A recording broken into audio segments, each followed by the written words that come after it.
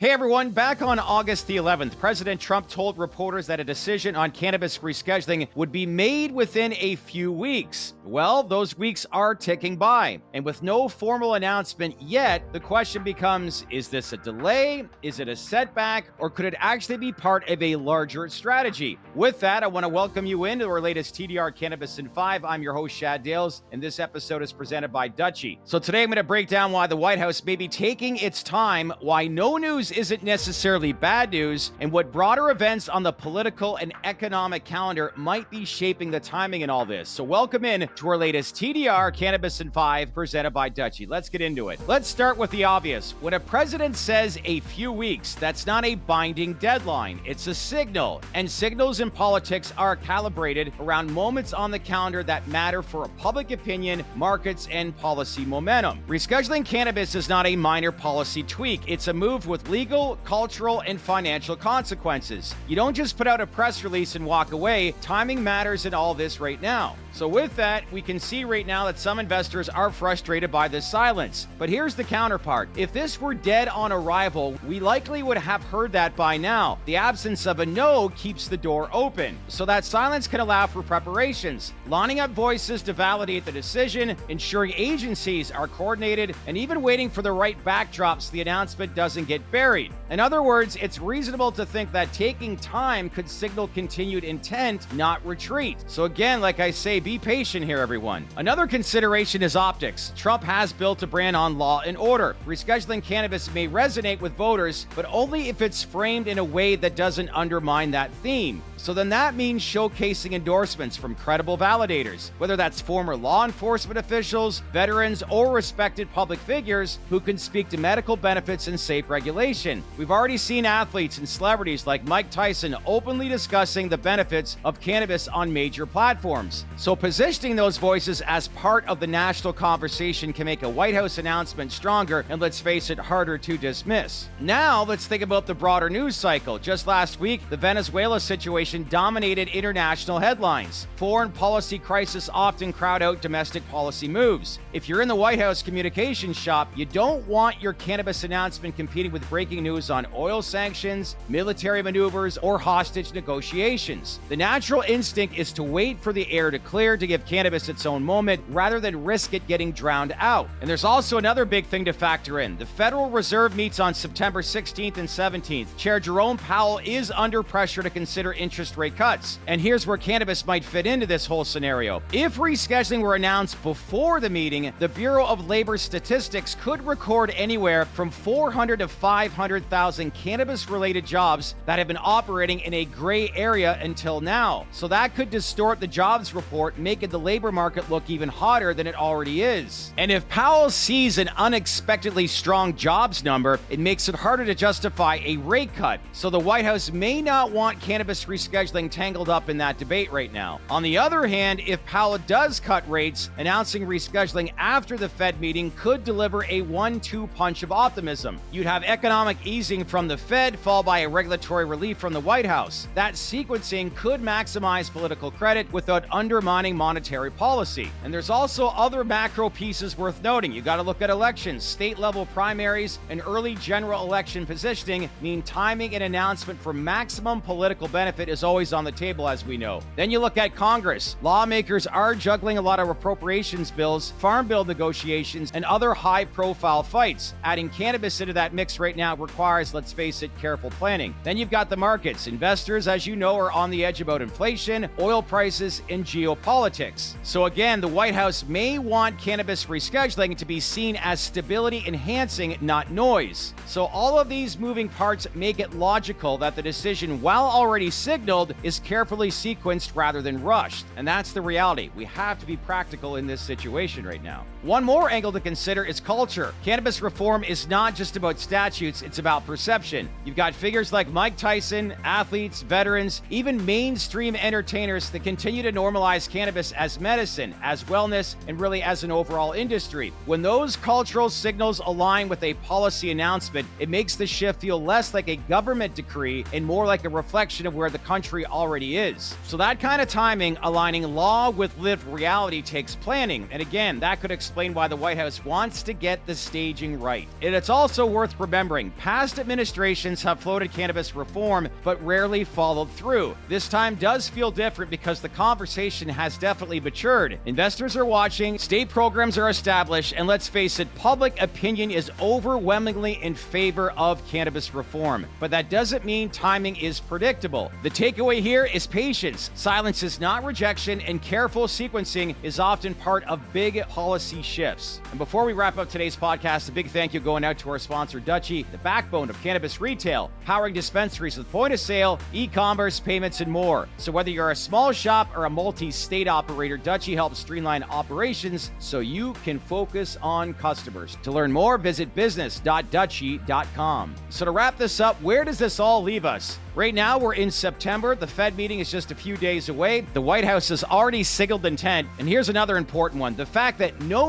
has been issued should reassure those worried the effort is dead. At the same time, nothing is guaranteed. As we know, rescheduling is complex, political, and interconnected with broader economic and foreign policy developments. The smartest stance right now is measured optimism. Understand the moving parts, watch the calendar, and be ready for an announcement when the timing makes sense. Until then, like I said, gotta be patient. That's it for today. For our latest TDR Cannabis in 5 presented by Dutchie, I'm Shad Dales. Stay informed, stay sharp, and we'll see you in the next episode. Make sure to give this video a like, share it with your network, smash on that bell for all notifications. And if you haven't done so, make sure to subscribe to us here at TDR. We'd appreciate it. Until next time, enjoy the rest of your day, everyone. Thanks again for watching.